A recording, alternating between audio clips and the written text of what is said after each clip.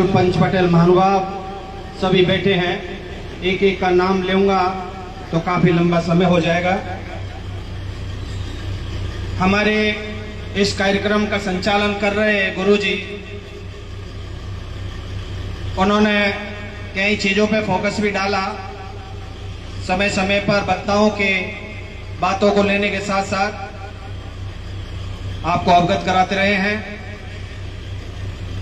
मैं सबसे ज्यादा हमारे आज के इस महापंचायत आंदोलन में उपस्थित आप सभी का तहे दिल से मैं आपका हार्दिक धन्यवाद देना चाहूंगा कि आप सभी ने अपना मूल्य समय देकर के और इस महासभा को ताकत देने का काम किया है। साथियों, आज का दिन भाषण देने का दिन नहीं है और ना ही ये कोई राजनीतिक मंच है।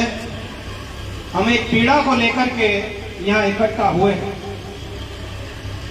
और ऐसी पीड़ा में बहुत से हमारे साथी ऐसे हैं जिन्हें जब पता चल जाता है कि वहां पर हमारे समाज के साथ में अन्याय हुआ है तो उन्हें न्योता देने की जरूरत नहीं पड़ती। वो सूचना जहां से भी उनको मिलती है, सोशल मीडिया, अखबार, फोन, किसी के कहने पर वो तुरंत उस घटना स्थल की ओर दौड़ पड़ते हैं, पहुंच जाते हैं। लेकिन बहुत से ऐसे मेरे जैसे नकली लोग भी होते हैं जिन्हें अवगत तो खूब होता है, पता खूब होता है, लेकिन वहां पहुंचते नहीं है। लेकिन पहुंचेंगे कब? कि मैं तो दौड़ से पीछे रह गया, आपको फेटा तो ले गया कोई और बांध के, फिर पीछे पीछे भी चलेंगे, भाई आपको कोई दिक्कत नहीं है, और वहां पहुंचो और कहते कि मैंने भी ऐसा काम किया था।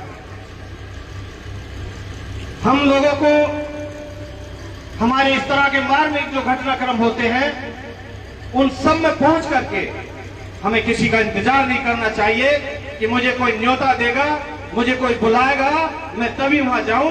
मेरी रगों में यदि समाज का खून है और मैंने यदि बाबा साहब के आशीर्वाद से इस जीवन में उनके आशीर्वाद से मैं कुछ पढ़ा लिखा हूं, मुझे कोई यदि ज्ञान आया है, कुछ मुझे अधिकार मिले हैं, तो मेरा थोड़ा सा समय मेरी समाज के लिए मुझे लगा देना चाहिए। असली मायने में मेरा जीवन वही सार्थक है, वही मेरा जीवन काम आने वाला है। आज हमारे इस समाज के अंदर आपने दोहरी नीति देखी होगी। ये तो हमारी मान मर्यादा और हक अधिकार की लड़ाई का हमारी महापंचायत है। यदि यही महापंचायत कोई गंगोज नाम की होती, कोई गोवर्धन के नाम की यात्रा की होती, किसी कैला देवी की यात्रा की होती, तो बीबी बच्चे सहित हमारे सारे लोग खाली पैर छाले पड़ रहे 15-15, 20-20 दिन तक पैदल चल चल करके उसमें ओ जयकारा लगाते हुए चले जाते हैं। लेकिन ऐसे हमारे इस कार्यक्रमों में, हमारे इस तरह के घटनाक्रमों में जब पता चलता है कि वह हत्या हुई है और हत्या कोई फूल से या कोई गाजर मूड़ी से या कोई फल फ्रूट के हथियार से नहीं हुई, किसी ने हत्या की है, तो वहां जाएंगे तो हो सकता है हमारा नंबर आ जाए। हत्या करने वाला कोई बकरी तो हो नहीं सकती, भेड़ तो हो नहीं सकती, हत्यारा तो कोई बलवान और ताकतवर ही है। कहीं वो ऐसा ना हो मुझे मेरा पता चल जाए कि वो फलाना आया था और रास्ते में मुझे टपका दे, मैं इस डर से मैं पहुंचू ही ना। ये डर ही हमारी ऐसी घटनाओं को उपजने के लिए उन्हें खाद देने का काम करता है। आज हमारे इस गांव में मैं धन्यवाद देना चाहूंगा इस गांव के पंच पटेलों को कि उनके अंदर पीड़ा थी, उनके अंदर इस चीज की तीस थी कि पहले एक बेटा मार दिया गया, आज उसी परिवार में से दूसरे बेटे की भी हत्या हो गई। दुख था उस गांव के सभी पंच पटेलों को और उनसे कहीं ज्यादा माता बहनों को था। मैंने उनकी पीड़ा उस दिन देखी थी जब हम फर्स्ट डे घटना के दिन हम यहाँ आए, माता बहनों में ज्यादा दुख था, हमारे पंच पटेलों में तो था ही। उनकी इच्छा थी कि चाहे जो कुछ भी हो जाए, लेकिन जो मुलजिम है, हत्यारे हैं, वो पकड़े जाए, उनको सजा हो। उनकी इस दृढ़ निश्चय जो उनकी सोच थी, आज उसका हमें लाभ भी मिला। आंशिक रूप से जो मुलजिम है वो मुलजिम गिरफ्तार हुआ, केस का खुलासा हुआ, लेकिन हमारी पूरी मांगे अभी भी नहीं मानी गई। साथियों, हमारे बीच में सरपंच साहब ने जो जटवाड़ी के हैं बहुत महत्वपूर्ण बात आपको शुरुआत में ही बताई। उन्होंने कहा किस प्रकार से ये और समाज के जो लोग हैं हमारे लोगों को कीड़ा मकोड़ा समझ करके उनके साथ में खेल जाते हैं, उनकी जान के साथ खेल जाते हैं। इनके पीछे कोई वजह और नहीं है, हम ही इनका कारण है। हम ही उन लोगों को मौका देते हैं घर में बिठाने का, मोहल्ले में घुसने का, और जब वो धीरे धीरे करके मोहल्ले में आते हैं, घर में घुसते हैं, तो हमारी बहन बेटी की इज्जत के साथ भी खेलते हैं। हमारी जो भी बहुमूल्य चीज है उस पर टेढ़ी नजर रखते हैं। ऐसे जो लोग हमारी समाज में घुसपैठ करते हैं और आते हैं, तो मैं आप सबको बता देना चाहूंगा कि हम कोई टाटा बिरला के परिवार के लोग नहीं हैं, धन्ना सेठ नहीं है, कोई अरबपति खरबपति नहीं है, हमारी तिजोरियों में कोई माल भरा नहीं है। फिर भी ये लोग हमारे घरों में, हमारे मोहल्लों में यदि आते हैं तो क्यों आते हैं? उसकी ठोस दो ही वजह है। नंबर एक, या तो हमारे घर में बहन बेटी कोई हमारी अच्छी खूबसूरत होगी, उसको देख करके तीतर बटेर की तरह वो उड़कर चले आते हैं। और नंबर दो, हमारी किसी जमीन पर उन लोगों की टेढ़ी नजर होगी, वो आएंगे, हमें कर्जा देने का काम करेंगे, जबरदस्ती देंगे, कर्जा देंगे, जमीन हड़पेंगे, और हमारे बीवियों को भी, हमारी औरतों को भी, हमारे बहन बेटियों के साथ भी, उनकी इज्जत के साथ भी खिलवाड़ करने का काम करेंगे। और ये सारी बात हम लोग नहीं जान रहे। हम मुर्दा लोग आज भी मुर्दे की तरह पड़े रहते हैं। ऐसे बहुत सारे मसले आए। एक पहले हमारे गंगापुर सिटी के अंदर बारात आई और एक हमारे भाई की हत्या कर दी गई। हत्या करने वाले कोई मामूली लोग नहीं थे, हिस्ट्री सीकर लोग थे, एचएस थे, कई बार जेल जा चुके, कई मर्डर कर चुके। और उन लोगों ने हमारे उस भाई का जब मर्डर किया, उसमें मर्डर में भी हमारे उस भाई की गलती थी कि वो ऐसे लोगों के साथ में उठा बैठा जो हमारे हो ही नहीं सकते। आपको जब किसी चीज की बारीकी पता नहीं है, किसी चीज के बारे में अच्छे से जानकारी नहीं है, तो आप उन चीजों के नजदीक ही क्यों जाते हो? अरे आपकी रगों में गुंडा बनना तो छोड़ो, आप अच्छे तरीके से शरीफ भी नहीं बन सकते। गुंडा बनना बहुत बड़ी बात है। आप ही यदि गुंडे होते तो उन गुंडों की औकात न होती कि हमारे भाई को वो निर्मम तरीके से घेर करके हत्या कर देते। उसकी बॉडी को ले गए माधोपुर के अंदर, हमें सूचना मिली, गुरुजी थे जुगराज जी, उन्होंने बताया कि आपको आना है। ऐसे मौके पर आपके अलावा कोई आवाज नहीं बनेगा। मैंने कहा चलो आते हैं। शमशान घाट पहुंचे, सन्नाटा छा रहा था। 5-5, 10-10 लोग गुट बना करके चर्चा कर रहे थे, लेकिन किसी के मुंह से आवाज इतनी नहीं आ रही कि बगल का आदमी भी सुन ले। मेरे को पूरी डिटेल जब जानकारी पता चली, तब मैंने वो जाने लगे तो मैंने गेट पे सबको रोका कि हमारा एक नया भाई की हत्या हुई है, बहुत बड़ा अन्याय हुआ है, हमें इसकी आवाज उठानी है और इस दिन हमें कार्यक्रम रखना, आप सबको आना है। उसका रूप बना, मुलजिम पकड़े गए, जेल गए। बाद में उसका परिवार ने क्या किया ये मैं नहीं बता सकता, ना मुझे पूरी जानकारी है, क्योंकि हमारा जो समाज है, आप और हम सब के दबाव में आकर के काम तो कर जाता है, लेकिन पीछे से गोबर भी खा जाता है। वो डर जाता है या लोग मिल जाता है या कोई भी काम हो, उस काम पे आकर के वो कदम बढ़ा जाता है। ऐसा कोई भी प्रकरण हो, चाहे हमारी बहन बेटी का बलात्कार का हो, बगड़ी प्रकरण, मूक मंदिर थी, उसमें भी हमारे परिवार ने ऐसा ही किया। ऐसे कहीं के भी मामले हो, वहां हमारे लोग समझौता कर जाते हैं। इतना भी नहीं सोचते कि हम लोग, हमारा जब कुछ भी नहीं है, ना हमारा भाई है, ना हमारी बेटी है, ना हमारी जमीन है, और तब भी हम आपके लिए, हक के लिए लड़ने के लिए आपके पास आते हैं, आवाज बनते हैं, शासन प्रशासन से टकराते हैं, रोड पे जाते हैं, जाम लगाते हैं। अरे जब हम नहीं डर रहे तो आप लोगों की तो जमीन गई, आपकी बेटी गई, आपकी बीवी गई है, आपका बेटा गया, आप क्यों डर रहे हो? आप लोगों को शर्म करनी चाहिए। आप इस गोबर को भी नहीं खाओगे तो मर नहीं जाओगे। अब तक जैसे जीते आए हैं, जीवन आपका ऐसे ही आगे और कट जाएगा। हमारा समाज आज भी बकरी क्यों बना हुआ है? इनके पीछे वजह यही है कि हमारे बीच में से यदि कोई नेता बन गया तो ये नेता कैसे बन गया, इसकी टांग टूटनी चाहिए साले की। अरे मेरे से नहीं टूट रही, किसी और को उंगली करूंगा कि तोड़ इसकी टांग को। अरे ये फेटा नहीं बन जाए, ये नेता कैसे बन गया, ये हमारी आवाज कैसे बन जाएगा? कल मेरी रोटी नहीं चलेगी, मेरी पेट नहीं भरेगी, मेरी दुकान बंद हो जाएगी। ये डर रहता है हमारे नकली नेताओं का। वो हमारे ऐसे लोगों को दबाने का काम करते हैं। और समाज में जब तक आपका लीडर नहीं होगा, आप समाज चाहे कितनी बड़ी ताकत में खड़ी हो जाओ, आप पॉलिटिकल में अपने पावर को नहीं बदलोगे, तब तक आपके साथ ऐसा ही होता रहेगा।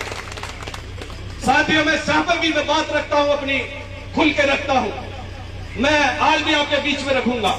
हमारी समाज को मैं 4 भागों में बांटता हूं। बाबा साहब ने आपको अधिकार दिए, आजादी का दिन है, और इस आजादी का आपको फायदा उठाना चाहिए। जो जिस भी रूप में है उस रूप में उठाना चाहिए। मैं 4 भागों में बांटने का काम करता हूं। हमारा जो भी समाज में पढ़ा लिखा हमारा युवा साथी यदि पढ़ने लिखने में होशियार है तो उसे आप चाहे घर बेचो, कपड़े बेचो, कुछ भी बेचो, उसे IAS IPS बनाओ, डॉक्टर इंजीनियर बनाओ, उसको एक अच्छी उच्च स्तर की जगह पर पहुंचाने का काम करो। आप बड़ा लक्ष्य लोगे तो छोटी मोटी नौकरी तो आपके यूं ही लग जाएगी। ये पटवारी चपड़ासी तो यूं ही बन जाओगे आप IAS IPS की तैयारी जब करोगे। और आप ये भी नहीं कर पा रहे, इस लेवल में आप नहीं हो, तो दूसरा आपके पास में ऑप्शन आता है, हम देते हैं, बिजनेस करना चाहिए। अनपढ़ आदमी के पास में जब धन दौलत होती है, पैसा होता है, मकान बंगले नौकर होते हैं, गाड़ी घोड़े होते हैं, और ऐसे रईस लोगों के पास में सरकारी कर्मचारी अधिकारी रोज आकर के चाय पी करके उनके साथ जी हुजूरी करने का काम करते हैं। आप पैसे वाले बनो, पैसे में बहुत बड़ी ताकत होती है, और आप व्यापार नहीं कर पा रहे हो तो तीसरा ऑप्शन हम रखते हैं कि आप नेतागिरी करो। नेतागिरी करो। नेता को बहुत सारे नॉलेज और लक्षण होते हैं जो एक वकील को होते हैं, एक IAS IPS को होते हैं। वो सारी जानकारी एक नेता के पास भी होती है, लेकिन नेता निर्भीक होना चाहिए, निडर होना चाहिए, समाज के लिए पर मिटने वाला होना चाहिए। जहां पर भी कोई बात आ जाए तो चाहे घोड़ा हट जाए पर टट्टू नहीं हटना चाहिए। ऐसा नेता हमारे पास चाहिए। ऐसा नहीं हो कि मैं यहाँ तो बोल जाऊं और पड़ोस में आकर के मैं जिस समाज के खिलाफ बोल के गया हूं, कल कह रहे तू ज्यादा बोल रहा था उससे, उसकी कहीं दस्त की हालत नहीं बन जाए। ऐसे हमें नेता नहीं चाहिए। आप नेता बनिए ताकि आप हमारी आवाज को उठा सके, हमारी बात को रख सके, शासन प्रशासन में रख सके, अच्छे बुरे की नॉलेज समझ सके, और जहां हमारे साथ अन्याय हो रहा हो तो वहां हमारे हक के लिए आप आवाज बनने का काम कर सके। और साथियों, जब आप IAS IPS नहीं बन रहे, डॉक्टर इंजीनियर नहीं बन रहे, और आप बिजनेसमैन भी नहीं बन रहे, पैसा नहीं कमा रहे, और आप नेता भी नहीं बन रहे हो, तो हम समाज के आगे चौथा ऑप्शन रखते हैं। जो घर का आटा खा रहे, चप्पल चटका रहे, सड़क पर चप्पल तोड़ने का काम कर रहे हैं, वो खुद भी बोझ है और परिवार पर भी बोझ है। तो ऐसे लोगों को हम कहते हैं आप गुंडा बनने का काम करिए, और टॉप तरीके का गुंडा बनिए। जो जिस मोहल्ले में, जिस गांव में, जिस जगह पर आप वहां पर हो, जहां से बिलोंग करते हो, आसपास के 50 किलोमीटर के गुंडे, बदमाश, ताकतवर समाज ये सोचने से भी डरे कि उस समाज के साथ में, उनकी बहन बेटी के साथ में, उनकी जमीन जायदाद को दबाने का यदि हम काम करेंगे तो उनका वो गुंडा है, पिछवाड़े में गोली निकाल देगा, वो छोड़ेगा नहीं। ये डर हमारा उनके अंदर होना चाहिए। और ये डर आज भी आपके 80 वर्ष आजादी के हो जाने के बाद भी हमारे लोगों में नहीं आया। उसके पीछे वजह है कि आप लोग एक दूसरे की ताकत नहीं बने, कमजोरी बनने का आपने काम किया है, और आप कमजोर बनते चले जाओ। आप आ गए इस जीवन में, आप चले जाओगे, आपकी पीढ़ी आ रही है, ये भी चली जाएगी, और पूरे 2000 से आप गुलाम बनते आए हो। बाबा साहब की बदौलत आज आप आजाद हुए हो, तो आप आजादी का पूरा सदुपयोग करने का काम करिए, कुछ अच्छा भला सोचने का काम करिए। अरे मेरे पास में 4 बेटे हैं, मेरा एक बदमाश है, मेरा कोई काम नहीं आ रहा, तो मेरे तो 3 ही पैदा हुए, नहीं हुए 4।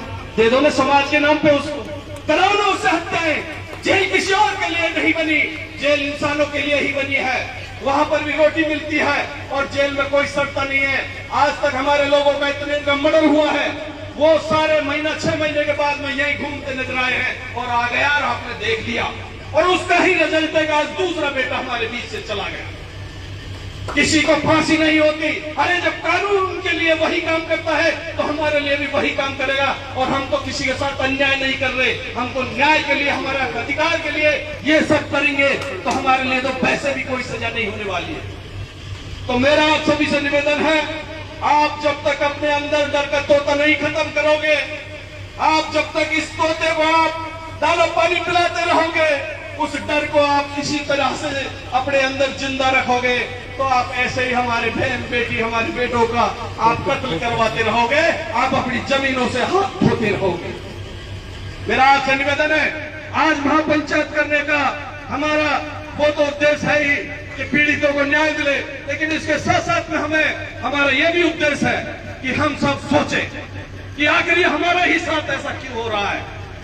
आपने कभी सुना है कि किसी पैरवाज, जाटव या रेगर के लोगों ने मेघवाल पढ़ाई, किसी वाल्मीकि आदमी ने किसी फलाने बच्चे की हत्या कर दी, आदमी की हत्या कर दी? ऐसा कहीं सुना है? कहीं नहीं सुना होगा। और जहां खबर आएगी वो आपके ही खिलाफ आएगी। यही खबर मिलेगी, आज बैरवा का वो औरत मार दी, आज बैरवाओं की वो बेटा मार दिया, उनकी जमीन छीन ली, आज उनके साथ रेगरों के साथ ऐसा हो गया, जाटवों के साथ ऐसा हो गया। हमारे ही लोगों के साथ में ऐसा क्यों हो रहा है? क्योंकि हमारा समाज आज भी सो रहा है। जागने की जरूरत है, हम लोगों को जग जाना चाहिए। हम लोगों को इस बात का अफसोस है कि हमारे यहाँ पर हमारे बुजुर्ग पंच पटेल सबसे ज्यादा है, हमारे युवाओं की संख्या यहाँ कम है। लेकिन उनके पीछे वजह यह भी हो सकती है कि आज एग्जाम भी है, एग्जाम में भी हमारा युवा गया हुआ है। लेकिन आज इस महापंचायत में हमारा पढ़ा लिखा वो समाज भी है, जो कर्मचारी है, अधिकारी है, लेकिन उनको आज जब छुट्टी मिली तो वो आपके बीच में आए हैं, उनके साथ में, आपके साथ में उनकी उपस्थिति है। ये बहुत अच्छी बात है। मैं धन्यवाद देना चाहूंगा इस गांव के सब पंच पटेलों को कि उन्होंने इस मुहिम में अच्छी अपनी योग्यता रखी, उन्होंने भागीदारी रखी। लेकिन अफसोस भी होता है कि जब आपके पास में हम जैसे भाई मरने के लिए 50-50 किलोमीटर दूर से जब चल करके आ जाते हैं, तो आप लोग ऐसी निर्मम हत्याओं में, न्याय दिलाने के काम में पीछे क्यों हट जाते हैं? बड़ा अफसोस की बात है। आज भी समाज आपके साथ है, कल भी समाज आपके साथ खड़ी रहेगी, लेकिन न्याय के लिए आप लड़ते रहिए, कंधे से कंधा मिला करके आगे बढ़ते रहिए, आपको न्याय जरूर मिलेगा। तो मेरा आप सभी से निवेदन है कि आज इस महापंचायत के अंदर जिन जिन भाइयों को, जिन जिन पंच पटेल महानुभावों को, जो भी हमारे पदाधिकारी और कार्यकर्ता है, जहां पर भी आपको जैसा भी सोर्स लगे, आप एकजुट होकर के इस न्याय में हाथ बटाने के साथ साथ में हमारा जो दूसरा उद्देश्य है उसे भी सफल करने के लिए आप अपना काम करने का, आप अपना काम करें। और साथियों, मेरे पितृतुल्य बुजुर्गों, माता बहनों, आप जब तक, एक भाई ने कहा था, हमारे वो गोलू ने, एक हमारा वो भाई था अभिषेक ने कहा था, उन्होंने, अरे जैसे को तैसा दंड क्यों नहीं दो, आप हमारे किसी एक को हमारे एक को मार रहे हो, हम 2 नहीं तो कम से कम एक को खत्म करने का तो काम करो। हम तो वैसे ही मरे पड़े हैं, हम कौन से आगे जाकर के हमारा हर आदमी कौन सा IAS बन रहा है, कौन सा टाटा बिरला अंबानी बन रहा है। आप जब तक अपना भय पैदा नहीं करोगे, आपके जूते की ताकत खड़ी नहीं करोगे, आप अपना वजूद नहीं बनाओगे, आप लोगों को ऐसे ही मारा जाएगा, आपके साथ ऐसे ही अत्याचार होता जाएगा। मैं ज्यादा नहीं कहूंगा, आज ज्यादा बोलने की जरूरत नहीं है, लेकिन बोलने की जरूरत है। हम आज भी नहीं बोले, इसी समय में भी नहीं बोले, तो फिर हम कब बोलेंगे? हमारे 80 वर्ष होने के बाद भी हमारा समाज ऐसी समाजों के बीच में दबा हुआ है। अरे वहां आपकी आवाज नहीं उठ रही, आपको आजादी नहीं है, दूसरे काका आपकी गुत्ती पकड़ करके आपकी आवाज को दबाने का काम कर रहे हैं। अरे तो साले के दमून अल्लाह ठोड़ा जाओ ना, वहां से दूसरी जगह पे आगे बचने का काम करो। और यदि हिम्मत रखो तो हम जैसे भाई आपके साथ में खड़े हैं, उन्हीं की जगह पे, उन्हीं के घर पे हमारे साथ अन्य अत्याचार करते हैं, तो साले के खोपड़े फोड़ के भाई हत्या करने का काम करो। और जब तक आप ऐसा नहीं करोगे, हम लोग घुटते रहेंगे, मरते रहेंगे, इसी प्रकार से हत्याएं करवाते रहेंगे। हो सकता है मैं कुछ ज्यादा बोल गया हूं, मैं माफी चाहता हूं आप सभी से, लेकिन मेरे अंदर ये टीस है, मेरे अंदर मेरे पिछले 24 वर्षों का अनुभव है। मैंने ये पीड़ाएं देखी है। मैं जहां पर मैंने देखा है कि जरूरत पड़ती है जब एक भी नहीं नजर आते, और जब वहां आप सब पहुंच जाते हैं तो मेरे जैसे 50 नजर आते। ये हमारे थकान का, हमारे अपने आप को कमजोर करने का सबसे बड़ा रीजन है, सबसे बड़ा कारण है। समझो, संभलो, एकजुट हो जाओ, समाज को ताकत बनाने का काम करो। अब मैं आपको इस केस के संबंध में मैं निवेदन करना चाहूंगा। ये हमारा भाई बैठा है सूर्यन, ये बहुत अच्छा कार्य करता है। और जो गुरुजी हैं कांजीराम जी, ये नजदीक ही यहाँ रहते हैं, ये अच्छा इनको नॉलेज देते रहते हैं। आप हम लेट आते हैं तो हमारे ऐसे भाइयों की मदद लीजिए, आपको सही रास्ता बताएंगे, आपको सही बात बताएंगे। अरे मैं कुछ समझ नहीं पा रहा हूं, मैं कुछ जान नहीं पा रहा हूं, और आप जानते हो, आप समझते हो, तो कम से कम मैं आपके पीछे खड़े होने का काम तो कर लूं, आपके साथ लगने का काम तो कर लूं। हमें लग जाना चाहिए, जो हमारा भाई, हमारा साथी इस प्रकार से कोई हमारे हक अधिकार के लिए लड़ता है, आगे आता है, और मेरे को नॉलेज नहीं है, तो इतना भरोसा होना चाहिए कि मेरे इस भाई पर, मेरे इस बेटे पर, मेरे इस अपने पर मुझे पूरा भरोसा है, ये जो करेगा अच्छा करेगा, मैं इसके पीछे खड़ा हूं। और जब तक वो हक की लड़ाई में लड़ता रहे, चाहे वो गोलियों से, डंडों से पिट करके वो उसकी हत्या हो जाए, मर जाए, उसके बाद में मेरे को कुछ नहीं सूझे तो मैं चाहे मैदान छोड़ दूं। और यदि मेरे को लगा कि मेरा भाई बड़ा है, इसने अच्छा काम किया है, तो मैं मैदान ना छोड़ूं, उसके साथ साथ में मेरी लड़ाई में जारी रखूं। ये हमारे ऊपर डिपेंड करता है। लेकिन कोई आपके सामने आपके लिए लड़ाई लड़ रहा है, तो आपके भाई पर, आपके बेटे पर, आपके अपने पर आपको भरोसा करना चाहिए, उसके निर्देशों में काम करने का आपको सहयोग करना चाहिए। मैं इस केस के संबंध में आपको निवेदन करना चाहूंगा।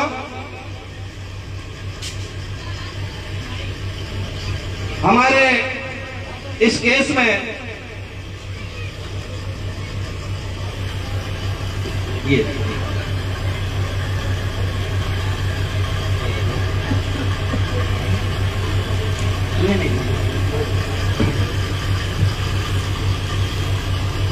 इस मुकदमे के अंदर मुलजिम की गिरफ्तारी हो चुकी है, लेकिन कुछ मांगे हमारे अभी बाकी है, जिनमें नंबर 1 हमारी गिरफ्तारी थी जो हो चुकी है। नंबर 2, फास्ट ट्रैक कोर्ट के अंदर इनकी सुनवाई होनी चाहिए, जिससे मुलजिमों को जल्दी से जल्दी सजा हो और वो सजा काटे। और हमारी भावना, हमारी इच्छा है कि उनको फांसी तक उनको सजा होनी चाहिए। मासूमों की हत्या की है उन लोगों ने। दूसरा, आर्थिक मुआवजा। हालांकि हमारे जो साथी भाई है, उन्होंने पीड़ा भरे शब्दों में इन बातों का कहा था, लेकिन हमें सरकार से मुआवजा तो चाहिए।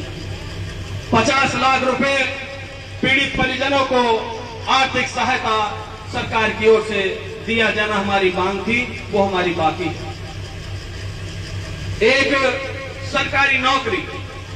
अब 2 बच्चे खत्म होने के बाद में इस पीड़ित परिवार के अंदर एक बच्चा शेष है। उस एक बच्चे को या तो भविष्य में, लेकिन भविष्य किसने देखा है, अभी तो उसका भविष्य बनाने की बात है। परिवार में एक को सरकारी नौकरी मिलनी चाहिए, यह हमारी तीसरी मांग है। चौथी मांग हो गई हमारी। अब इसके अलावा इस गांव में और इस परिवार के लिए सुरक्षा के लिए सरकार की ओर से बंदोबस्त किया जाना चाहिए। हालांकि ये बात सही है, अभी हमारे साथी कार्यकर्ताओं ने कहा था कि कितनी आप चौकियां लगा लो, कितना ही आप शासन प्रशासन बिठा लो, जब तक आपकी सुरक्षा आप खुद तय नहीं करोगे, आप अपना खुद का लठा खुद नहीं बनाओगे, तब तक कोई दूसरा आपकी सुरक्षा करने वाला नहीं है। फिर भी कानूनी रूप से हमें ये बंदोबस्त चाहिए। इसके अलावा अभी मंच की ओर से सिर्फ बोला ही बोला गया है, और मेरा लंबा चौड़ा समाज, हमारा समाज के बहुत सारे हमारे वकील जो सामने बैठे हैं, जो समय पर हर समय पर अपने अपने क्षेत्रों में समाज हित में काम करते हैं, उनको अभी बोलने का मौका और अवसर नहीं मिला है। मैं सार्वजनिक रूप से आपसे निवेदन करना चाहूंगा कि इनके अलावा आपको और कोई सूझबूझ या कोई भी निर्णय आप सबको लेना हो, तो आप स्वतंत्र रूप से अपनी अपनी बात आप वहां से अपनी जगह से आप रख सकते हैं, और प्रस्ताव आप अपनी ओर से समाज हित में आप पेश कर सकते हैं। तो कोई भी हमारा गुरुजी किधर गए, आप पूछ सकते हैं। धन्यवाद।